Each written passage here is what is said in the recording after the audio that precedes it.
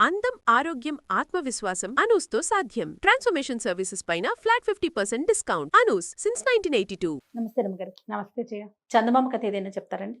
ఆనవాళ్ళు కథ. పూర్వం అట ఓ పల్లెటూరులో శివదాస్ గారిని ఒక ఆయన ఉండేవాడు. లేదో 5-6 అన్నదమ్ములు కానీ ఎవరి దారిని వాళ్ళు భాగాలు పంచుకున్నారు, తాతలు వాళ్ళు. ఈ శివదాస్ గారికి వాళ్ళ ఇంట్లో ఏదో పెద్ద నిధి ఉందని చెప్పుకునేవారు. చాలా సంవత్సరాలు వీళ్ళకి పిల్లలు పుట్ల. లేట్ వయసులో ఒక కుమారుడు కలిగాడు. వాడి పేరు కుమారదాసు. వాడు మహా అల్లరి కొంటేవాడు. స్కూల్కి సరిగ్గా వెళ్ళేవాడు కాదు బళ్ళోకి. వాళ్ళ నాన్న బళ్ళో పంపిస్తే వీడు అక్కడ ఇక్కడ గొట్టికాయలు ఆడుకుంటూ తిరుగుతూ ఉండేవాడు. ఒక 11 7 అట్లా వచ్చాక బళ్ళోకి సరిగ్గా వెళ్ళటం లేదని తల్లిదండ్రి వాడిని బాగా దెబ్బలాడారు. వాడిని అసలు బళ్ళోకి పోనన్నాడు. అనేసరికి వాళ్ళ నాన్న కొట్టేట్టు వాడిని గట్టిగా. శివదాస్ గారు కుమారదాసును కొట్టేసరికి వాడి కోపంతో ఇంట్లోంచి వెళ్ళిపోయాడు. ఇక ఎంతకాలమైనా రాల.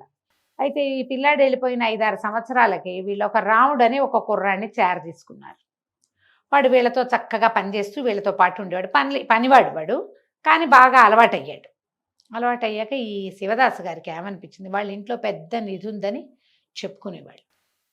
రహస్యాన్ని రాముడికి చెప్పేశారు, నిజ రహస్యాన్ని. ఏనాటికైనా నా కొడుకు వస్తే నువ్వు వాడు పంచుకుందరు కానీ అయ్యా, చచ్చే లోపల ఒకసారైనా కంటితో చూడాలని మీ అమ్మ నేను భావిస్తున్నామని చెప్పాడు. అయితే ఏమైంది, ఎప్పుడైతే ఇది బయటకు వచ్చిందో ఈ రాముడు ఊళ్ళో వాళ్ళందరికీ కుమారదాసు కోసం అయ్యగారు చూస్తున్నారని చెప్పడం మొదలుపెట్టాడు. ఓ రోజు ఒకడు వచ్చాడు, నేనే కుమారదాసుని అన్నాడు. అనేసరికి వాళ్ళ పెద్దవాళ్ళు అయ్యారు. ఓ మొహం చూసి గుర్తుపట్టేటట్లేదు. పైగా 10-11 ఏట వెళ్ళిపోయిన పిల్లవాడు 30 ఏళ్ల వాడయ్యాక అలాగే ఎటా ఉంటాడు? అందరూ ఉండరు, కొంతమంది ఉంటారు, మొహాలు మారిపోతాయి కదా.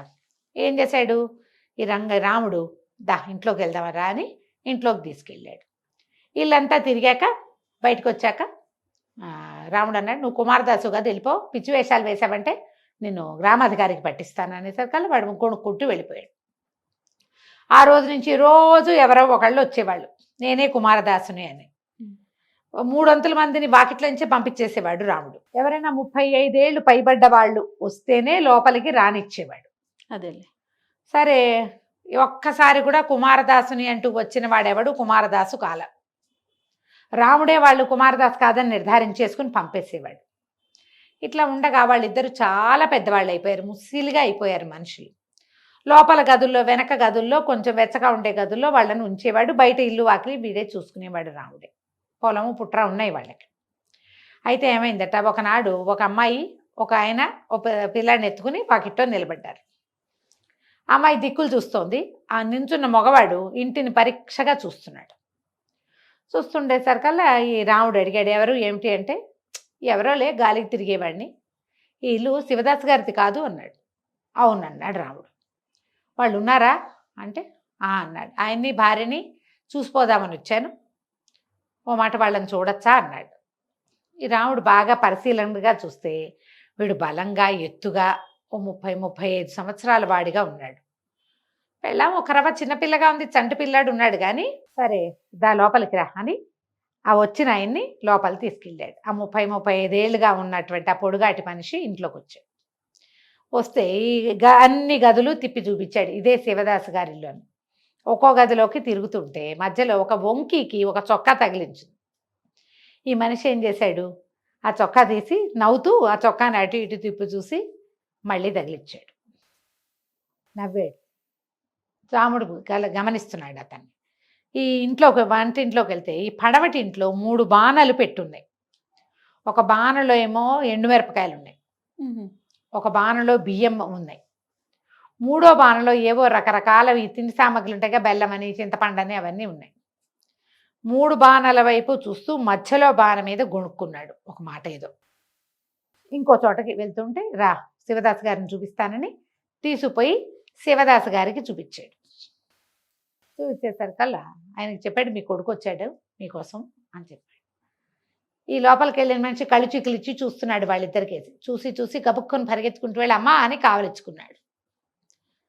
కావలిచ్చుకునేసరికల్లా ఆవిడ గట్టిగా కావలిచ్చుకుంది. అమ్మో నా కొడుకు వచ్చాడో అని ఆవిడ పెద్ద పెద్దగా శోకాలు పెట్టింది. శోకాలు పెట్టాక ఈ శివదాస్ గారికి నమ్మకం కుదరలే. నాయన ఇప్పటికి ఎంతమందో వచ్చారు నా కొడుకని, మేము నిన్ను గుర్తుపట్టలేము, కళ్ళు బాగా కనపట్టల్లా. వెళ్ళే నాటికి 10-11 ఏళ్ల పిల్లవాడు నా కొడుకు, ఇప్పుడు ఎంత అయి ఉంటాడో కూడా మాకు తెలీదు. నువ్వే మా కొడుకు అని చెప్పడానికి ఆనవాళ్ళు ఏమైనా ఉందా నాయన అనేసరికల్లా నవ్వి, నాన్న నేను ఆస్తి వచ్చి నా దగ్గర ఏదో సొమ్ము ఉందని వస్తున్నారు వాళ్ళు అంటే, నాన్న మన ఇంట్లో బియ్యబాన కింద బంగారు బిందు ఉందని నాకు తెలీదా? దానికోసమైతే ఎప్పుడూ వచ్చేవాడిని. నా కొడుకు పుట్టాక నాకు మిమ్మల్ని చూద్దామనిపించింది. ఎన్నేళ్ళు తిప్పకాయలా తిరిగాను. పిల్లవాడు పుట్టేసరికల్లా మా అమ్మ నాకు ఆ పాడి పాశం వల్ల తెలిసింది నా తండ్రికి నా మీద ఎంత పాశం అది ఉంటుందో. అందుకని చూడాలని వచ్చాను. నేను చిన్నప్పుడు తొడుక్కున్న చొక్కా మంకిని తగిలించి ఉండటం చూసి, ఏనాటి చొక్కా, ఇప్పటికి 25 సంవత్సరాలు అయింది ఆ చొక్కా విడిచి అక్కడ తగిలిచ్చి వెళ్ళాడు. ఆ చొక్కా అక్కడే ఉంచాడు ఆ రాముడు. ఎవరు వేరే వాళ్ళైతే గుర్తుపట్టరు, చొక్కా అక్కడ తగిలిచ్చిన వాడికి తెలుసు కదా. ఆ చొక్కా చూస్తే నాకు తెలిసింది మీరు నన్ను మర్చిపోలేదని. బియ్యబాన కింద బంగారు బిందె సంగతి నాకు గుర్తుంది నాన్న అన్నాడు. అది ఆ రహస్యం కేవలం శివదాసు గారికి తెలుసు, కొడుక్కి తెలుసు. అతను బియ్య బాణ దగ్గర ఎప్పుడైతే నుంచున్నాడో రాముడికి అర్థమైంది. మిగిలిన వాళ్ళు ఎవ్వరూ ఆ బాణలకేసి చూడలా. వీడొక్కడే తన చిన్నప్పటి చొక్కాను గుర్తుపట్టాడు, బియ్య బాణ ఎదురుగుండా నుంచున్నాడు. దాని కింద ఉంది బంగారపు బిందె, వాళ్ళ ఇంట్లో ఉన్న నిధి అది. ఆయన ఎంతో సంతోషించి, నాయన రాముడికి ఎప్పుడో తెలుసు బియ్య బాణ కింద బంగారు నిధి ఉందని, మా తర్వాత ఇంకా వాడికేనని చెప్పాం. చచ్చిపోయే లోపల నిన్ను చూడాలనుకున్నాము. వీడే ఇన్ని సంవత్సరాలుగా మాతో ఉన్నాడు, ఈ తమ్ముడు అనుకో. ఆ సంపదని ఇద్దరు చెరుసగం పంచుకోండి, సంతోషంగా ఉండండి అని కొడుకును, కోడల్ని, మనవణ్ణి లోపలికి తెచ్చుకున్నాడు. ఈ కుర్రాడికి తనకి పెళ్లి చేసుకుని ఓ పిల్లాడి పుట్టి వాడు మట్టి తింటున్నప్పుడు వాడికి చెంపకాయ కొట్టినప్పుడు నాన్న గుర్తొచ్చాడు. లోకంలో చూడు, తండ్రులు తమ పిల్లలు వచ్చాకే తమ తండ్రి విలువ తెలుసుకుంటారు చాలామంది. ఆడపిల్లలేమో అత్తారిళ్లలో పని చేయటం మొదలుపెట్టినప్పుడు అమ్మ విలువ అర్థం తమ పిల్లలు వచ్చాకే. అంతే. అమ్మ ఎట్లా చూసింది, ఎలా చేసింది, ఇంత చాకిరి మన అమ్మ ఎలా చేసింది, ఈ కష్టం మన నాన్న ఎలా పడ్డాడు, ఎలా దీన్ని మనని ముందుకు తీసుకొచ్చాడు అనేది మనం అది చేసిన రోజే కానీ మనకు అర్థం కాదు. లోకం అట్లాగే ఉంటుంది కదా. అర్థం చేసుకున్న కుమారదాసు తిరిగి వచ్చాడు. అతని ఆనవాళ్ళని రాముడు చక్కగా పట్టుకున్నాడు. తర్వాత హాయిగా ఉన్నారు. కథ కంచికి మనం ఇంటికి. సూపర్. నమస్తే. నమస్తే జయ.